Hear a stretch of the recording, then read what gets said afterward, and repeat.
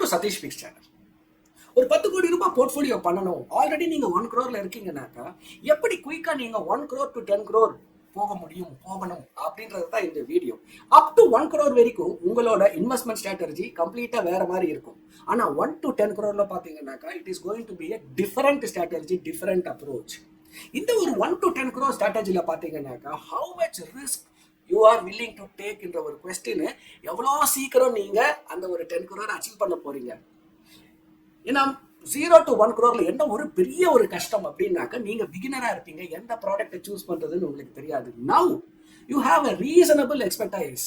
நீங்க என்ன பண்ணிருப்பீங்க, ஒரு சீசன்ட் இன்வெஸ்டர் ஆகிட்டு இருப்பீங்க ஒரு 1 crore to 10 crore portfolio ஜேர்னில.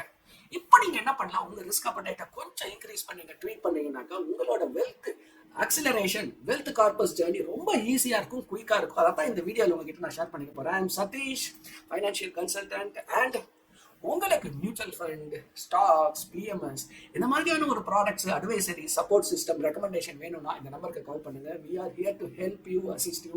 It's not about 1 crore. நீங்க ஒரு பிகினர்னாலும் எப்படி ஸ்டார்ட் பண்றது, எங்கிருந்து ஸ்டார்ட் பண்றது எனக்கு எதுவுமே தெரியலனாலும் இந்த நம்பருக்கு கால் பண்ணலாம். we will be able to help you, assist you at whatever that level you are. பிகினரா இருக்கலாம், இன்டர்மீடியேட்டா இருக்கலாம், ஈவன் எக்ஸ்பர்ட்டாகவும் இருக்கலாம். we can able to help you.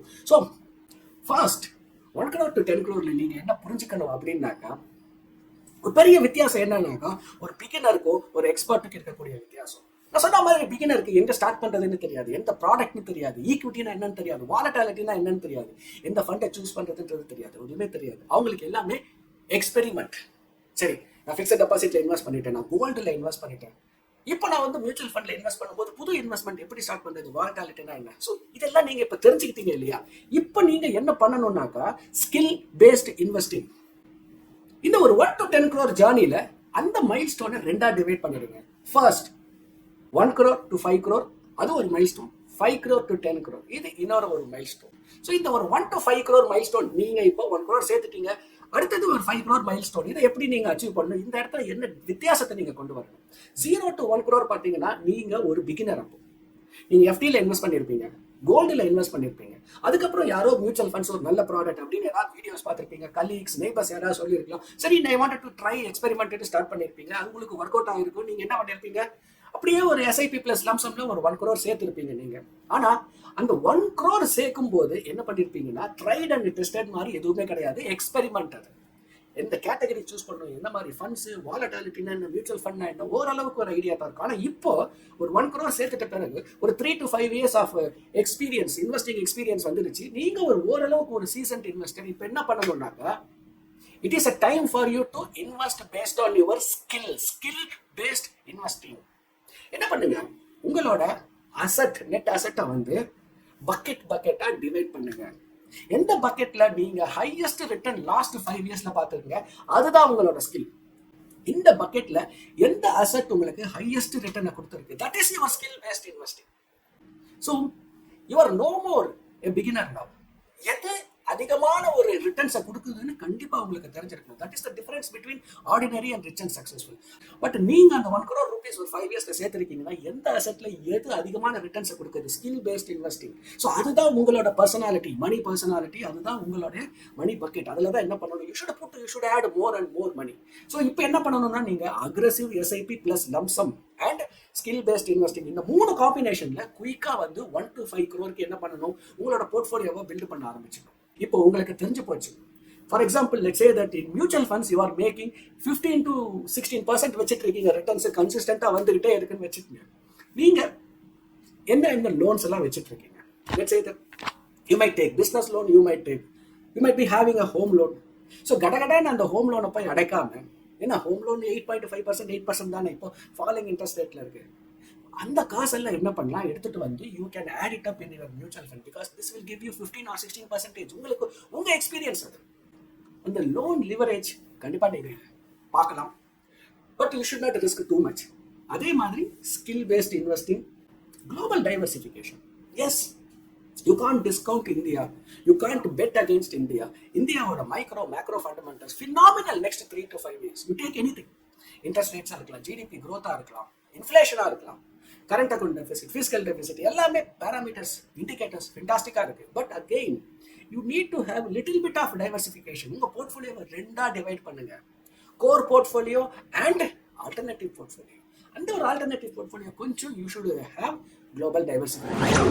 சரி, இப்போ 5 crore ஆயிடுச்சு அப்படின்னாக்கா என்ன பண்ணணும்னா உங்களோட போர்ட்ஃபோலியோவை 2 டிவைட் பண்ணணும்.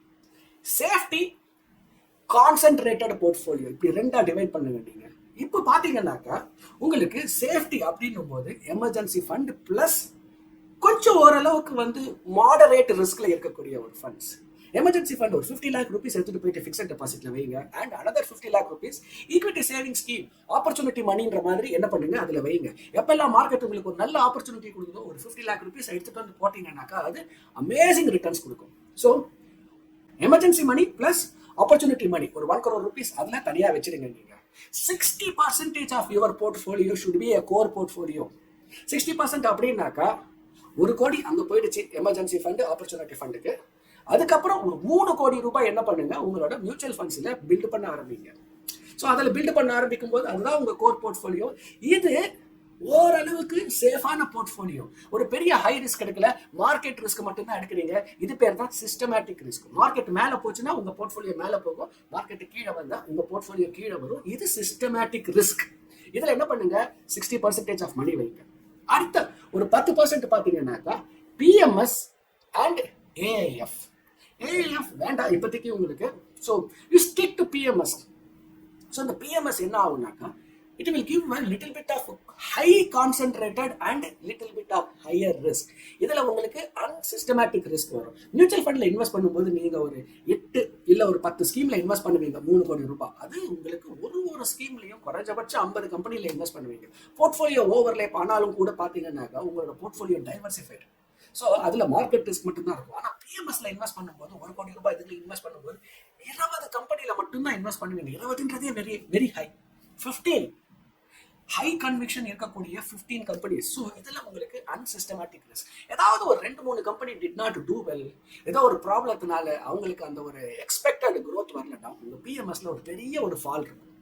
அதே மாதிரி இது அதிகப்படியான ரிட்டர்ன்ஸை கொடுக்கறதுக்கும் ஒரு பெரிய ஒரு ஆப்பர்ச்சுனிட்டி. ஸோ என்ன பண்ணுங்க ஹை கன்விக்ஷன் பெட்டு கண்டிப்பாக எடுத்தாகணும். ஒரு 1 crore rupees பிஎம்எஸ்ல நீங்க வைக்கலாம். அதுக்கப்புறமா நீங்க இன்னொரு ஒரு 1 crore which is another ஒரு 20% global funds, global diversification and a slight exposure to speculative. அதாவது இந்த கிரிப்டோஸ் மாதிரியான ஒரு இன்வெஸ்ட்மெண்ட்ஸ் கூட நீங்க என்ன பண்ணலாம் ஒரு 3% வரைக்கும் ட்ரை பண்ணலாம் நீங்க.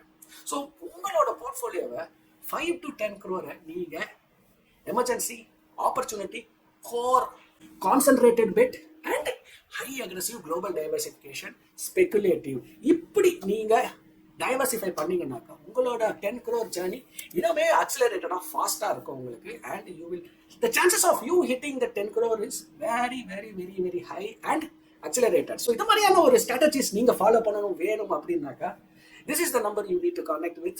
I will be happy to help you, assist you. So do not wait, take action, call this number and let's see how we can work together. Stay connected. I'll see you with another interesting video. Bye bye.